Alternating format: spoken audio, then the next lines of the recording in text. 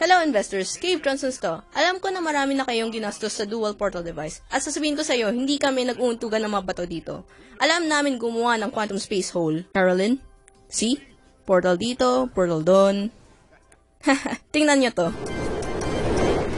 May natagpuan kaming paulit-ulit na problema sa mga tao. Maraming mamahaling gamit na nasira. Pero huwag kayong mag-alala. Gentlemen, ang long fall boot. Isipin nyo na parang armor to para sa portal device. Hindi kita lolokohin, sobrang mahal to.